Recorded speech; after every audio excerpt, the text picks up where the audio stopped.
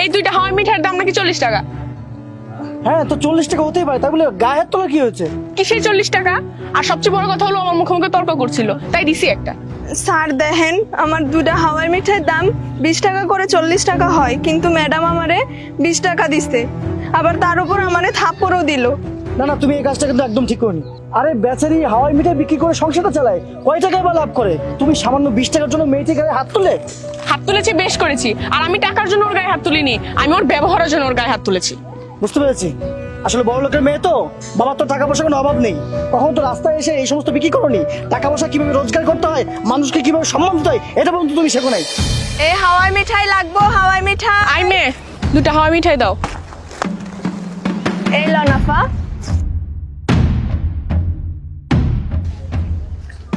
20 টাকা কেন আপা? দুইটা হাওয়াই মিঠাই তো 40 টাকা। এই কিসের 40 টাকা রে? এগুলোর দাম তো 10 টাকা করে। 10 10 20 টাকা দিছি তোরে আমি, আবার কিসের 40 টাকা হয়? না আপা, দুইটা হাওয়াই মিঠাইয়ের দাম 40 টাকা, আগে 10 টাকা করে ছিল, কিন্তু এখন তো সবকিছুর দাম বাড়ছে, এই জন্য এখন 20 টাকা করে 40 টাকা। এই শুধু শুধু কথা বাড়াস না তো, যেটা দিছি ওটা নিয়ে চলে যা, আর কোনো টাকা পয়সা দিতে পারবো না আমি তোরে। দেখেন আপা, আমারে ঠকাইয়েন না, এই হাওয়াই মিঠাই বেচছাই আমার সংসার চলে, আমার মায়ের ওষুধ কিনতে হয়। আপা আপনার কাছে আমি হাওয়াই মিঠাই বেচমু না, দেন আমার হাওয়াই মিঠাই দেন। এই ছোট লোকের বাচ্চা, এত কথা বলস কেন তুই? আপা আপনি আমারে 20টা টাকার জন্য মারলেন, আজ গরিব বলে আপনি আমারে থাপ্পড় দিতে পারলেন। এই কি ব্যাপার, তুমি ওর গায়ে থাপ্পড় দিলে কেন? আর দেখো না বেশি কথা বলে। এই দুইটা হাওয়াই মিঠাইয়ের দাম নাকি 40 টাকা। হ্যাঁ তো 40 টাকা হতেই পারে, তাই বলে গায়ে হাত তোলা কি হয়েছে? কিসের 40 টাকা? আর সবচেয়ে বড় কথা হলো আমার মুখে মুখে তর্ক করছিল, তাই দিছি একটা। স্যার দেখেন, আমার দুটা হাওয়াই মিঠাইয়ের দাম 20 টাকা করে 40 টাকা হয়, কিন্তু ম্যাডাম আমারে 20 টাকা দিছে, আবার তার উপর আমারে থাপ্পড়ও দিল। না না, তুমি এই কাজটা কিন্তু একদম ঠিক করনি। আরে বেচারি হাওয়াই মিঠাই বিক্রি করে সংসারটা চালায়, কয় টাকায় বা লাভ করে? তুমি সামান্য 20 টাকার জন্য মেয়েটির গায়ে হাত তুলে? হাত তুলেছি, বেশ করেছি। আর আমি টাকার জন্য ওর গায়ে হাত তুলিনি, আমি ওর ব্যবহারের জন্য ওর গায়ে হাত তুলেছি।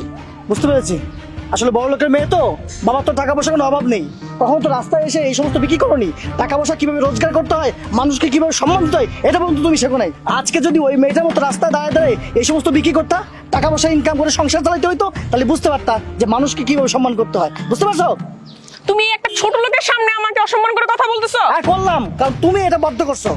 দেখো, মানুষকে সম্মান দিতে শেখো। প্রতিটা মানুষই কিন্তু মানুষ। তুমি যেমন রক্তে করা মানুষ, উনিও কিন্তু সেই রক্তে করা মানুষ। বুঝতে পারছো?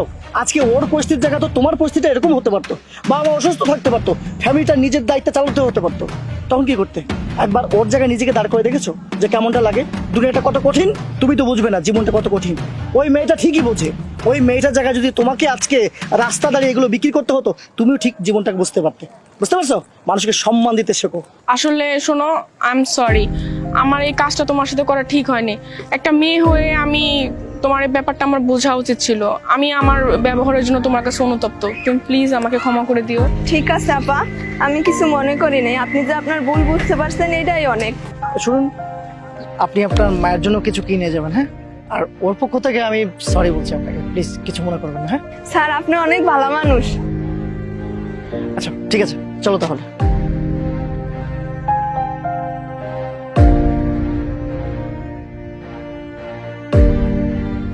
এই হাওয়াই মিঠাই লাগবো, হাওয়াই মিঠাই।